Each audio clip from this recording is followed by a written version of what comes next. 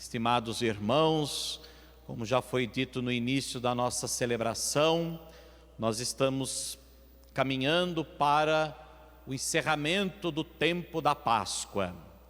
Nesta semana nós já estaremos concluindo os 40 dias da Páscoa. E estes 40 dias são concluídos com a festa da Ascensão do Senhor ao céu, que no caso do Brasil e em outros lugares, esta festa é transferida para o domingo. Portanto, no próximo domingo, nós já estaremos celebrando a Ascensão do Senhor, a subida, o retorno de Jesus para junto do Pai. E depois, a conclusão dos 50 dias da Páscoa, com a celebração de Pentecostes, a vinda do Espírito Santo.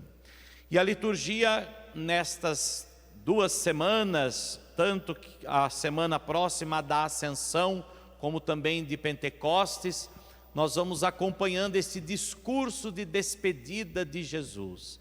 Na verdade, o trecho do Evangelho de São João que nós ouvimos hoje é um trecho que Jesus proferiu na ceia, na última ceia, antes da sua morte, mas que a liturgia coloca justamente agora, porque é justamente essas palavras, esse discurso de despedida de Jesus, que vai, de certa forma, fazer sentido com aquilo que nós vamos celebrar nos próximos dias. O retorno de Jesus para o céu, para junto do Pai, e de junto do Pai, Ele nos enviará o Espírito Santo. Portanto, na liturgia de hoje, nós percebemos a realidade da igreja. A igreja que, de certa forma, é chamada a permanecer fiel à promessa de Jesus. E quando nós falamos igreja, desde os seus primórdios, desde as suas primícias, ou seja, desde os apóstolos até hoje, a igreja é chamada a permanecer fiel à promessa de Jesus. Qual é a promessa de Jesus no Evangelho de hoje? Quem me ama, guarda a minha palavra. Quem não me ama, não guarda a minha palavra. Mas quem me ama, guarda a minha palavra. E eu e o Pai faremos nele a nossa morada. A certeza de que Deus caminha conosco, a certeza de que Deus está unido a nós, se dá pela nossa fidelidade também para com Deus. Portanto, quem me ama, guarda a minha palavra, eu e o Pai faremos nele a nossa morada. Portanto, meus irmãos, se nós amamos a Deus, se nós procuramos guardar a sua palavra, o que significa essa expressão guardar? Significa observar, cumprir, obedecer. Portanto, quem me ama, cumpre, obedece, guarda, observa a minha palavra. E aquele que observa a minha palavra, eu e o Pai faremos nele a nossa morada. Nós nele habitaremos. Deus habita em nós. Deus fez morada em nós. E a sua palavra, sendo cumprida por nós, sendo observada por nós, é a certeza de que Deus está junto de nós, de que Deus caminha conosco sempre. Por isso que no Evangelho, Jesus diz aos discípulos que eles devem manter-se em comunhão com Deus, em comunhão com Jesus. E Jesus reafirma, de certa forma, para os discípulos, a sua presença e a sua assistência à comunidade dos discípulos, à comunidade apostólica, à igreja. Jesus confirma para nós a sua presença na igreja. Eu vou para junto do Pai, mas eu vos enviarei o defensor. Eu vos enviarei o Paráclito, o Espírito Santo. Ele vos ensinará tudo e ele vos recordará tudo o que eu vos tenho dito. Portanto, aqui também está, meus irmãos, um elemento essencial da vida da igreja, que é justamente recordar as palavras de Jesus. Recordar tudo aquilo que ele disse, tudo aquilo que ele ensinou. Foi o que os discípulos fizeram ao longo de toda a sua vida após o retorno de Jesus para junto do Pai. Com a vinda do Espírito Santo, São eles que vão levar adiante a missão de Cristo. E é essencial que eles sempre recordem das palavras de Jesus. E até hoje é assim. Somos chamados a recordar das palavras de Jesus. E aqui está um ensinamento muito importante. O que é recordar? O que significa recordar tudo o que eu vos tenho dito? O que significa recordar? A palavra recordar, esse re vem de antes, esse re vem justamente de colocar antes, mas recordar vem da palavra cordes, que vem de coração. Portanto, recordar significa colocar no coração. Vejam só, recordar tudo o que eu vos tenho dito, ou seja, colocar tudo o que eu vos tenho dito no vosso coração. Se vocês colocarem tudo o que eu vos tenho dito no vosso coração, eu e o Pai faremos em vocês a nossa morada, e nós permaneceremos em vocês, e vocês permanecerão também em nós. Por isso, meus irmãos, até hoje na igreja, nós recordamos os ensinamentos de Jesus. Nós procuramos colocar no nosso coração tudo aquilo que Jesus disse, tudo aquilo que Jesus nos ensinou. Porque justamente no coração é que está, de certa forma, o centro das decisões do homem. Apesar de que o homem não pode só agir pelo sentimento, mas também pela razão, pela consciência, e as leituras de hoje nos falam também disso, do discernimento à luz do Espírito, mas a recordação ainda é, de certa forma, um elemento essencial para vivermos unidos a Jesus e para que o Senhor, Deus, faça em nós a sua morada, permaneça conosco. Portanto, recordar, colocar no coração todos esses ensinamentos. E foi isso que os apóstolos fizeram ao longo de suas vidas.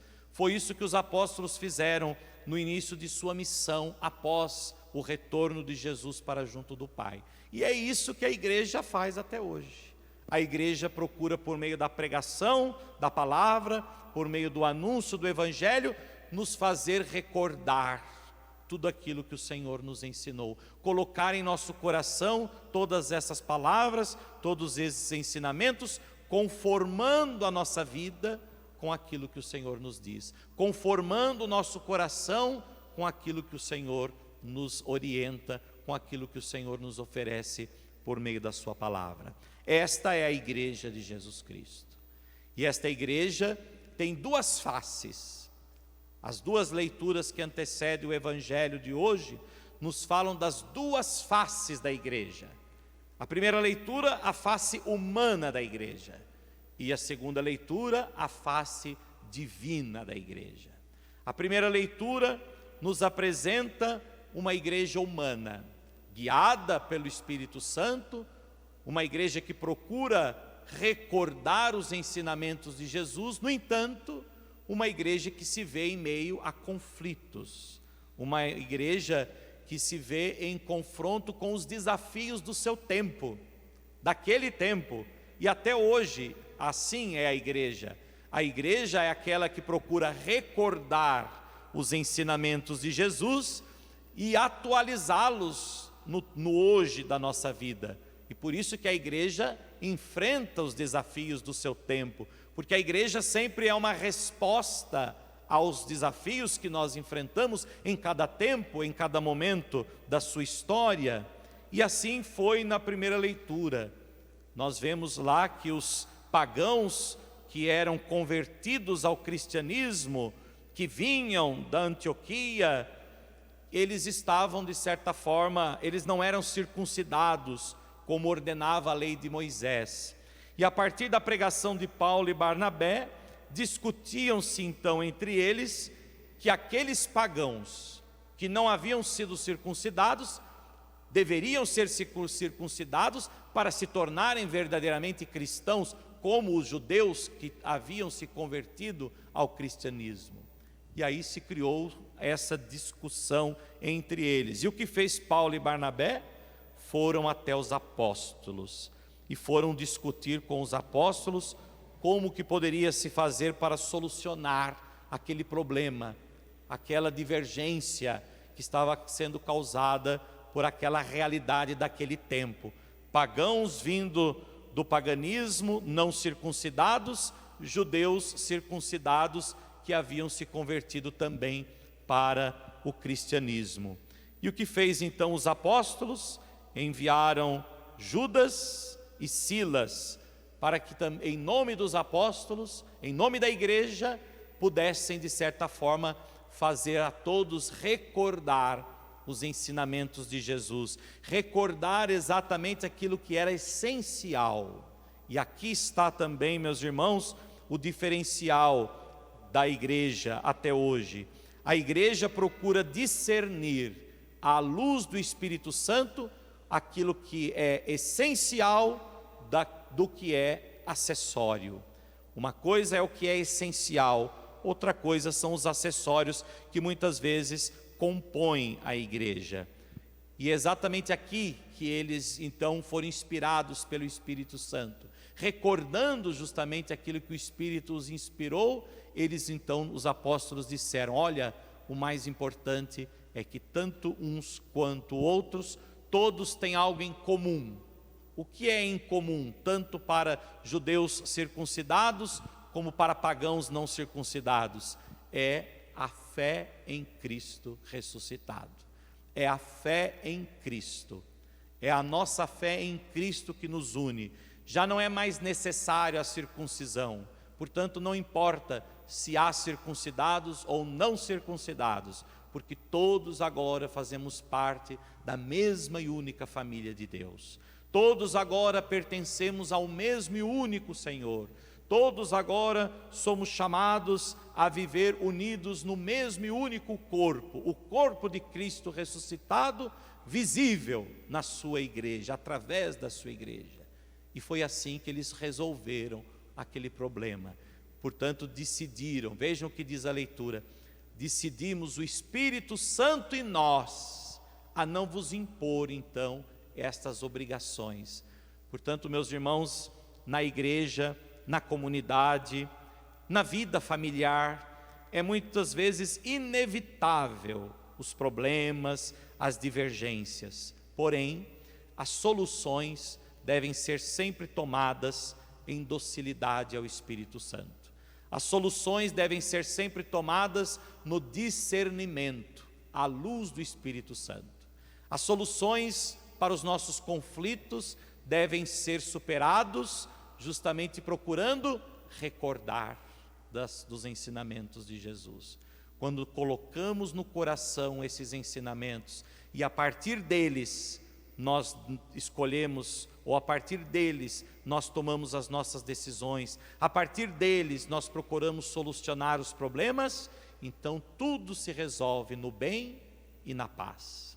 Essa é a face humana da igreja, guiada pelo Espírito Santo, assistida pelo Espírito Santo. E por fim, a segunda leitura nos apresenta a segunda face da igreja, a igreja celestial, a igreja divina. Numa visão de São João, ele vê a Jerusalém celeste, a cidade nova, em comunhão com Deus, uma cidade revestida da glória de Deus, uma cidade onde já não há mais templo. O templo é o próprio Cordeiro, é o próprio Senhor. Uma cidade que já não precisa mais do sol, nem da lua que a iluminem, pois a glória de Deus é a sua luz, e a sua lâmpada é o Cordeiro. Vejam, meus irmãos, esta é a igreja para a qual nós estamos caminhando. É esta igreja que nós estamos, a esta igreja é que nós estamos nos dirigindo, para a igreja celeste, para a igreja triunfante, para a igreja do céu, para lá aonde já nem o sol nem a lua são necessários, porque o próprio Cristo é que vai nos iluminar em plenitude. Portanto, procuremos, enquanto estamos aqui na igreja padecente, na igreja militante, procuremos enquanto estamos aqui na igreja da terra, unidos pela palavra de Deus, procurando amar a Deus e guardar, observar a sua palavra, recordando a cada dia tudo aquilo que o Senhor nos diz, colocando no coração tudo aquilo que o Senhor nos oferece pelo seu evangelho, pela sua palavra, através da sua igreja, e assim um dia nós estaremos na igreja celeste, na Jerusalém do alto, nossa mãe. Esse é o nosso desejo, essa é a nossa meta, esta é a meta da igreja. O Senhor deseja um dia glorificar a sua igreja, assim como glorificou sua Santíssima Mãe, a Virgem Maria. Nossa Senhora foi glorificada no céu em corpo e alma, como modelo daquilo que será um dia a igreja. Portanto, essa visão de São João é uma visão justamente acerca do futuro da igreja. A igreja um dia também será revestida da glória. A igreja um dia permanecerá no alto céu, junto do trono do Cordeiro. Que igreja é esta? Nós que somos a igreja de Jesus Cristo, nós que procuramos recordar tudo aquilo que o Senhor nos diz, nós que procuramos amar e observar as suas palavras. Que o Senhor nos ajude, que Ele nos envie o seu Espírito Santo para nos recordar sempre qual é a nossa missão neste mundo. Que o Espírito Santo nos recorde sempre qual é a nossa meta. A nossa meta é o céu. Assim seja. Amém.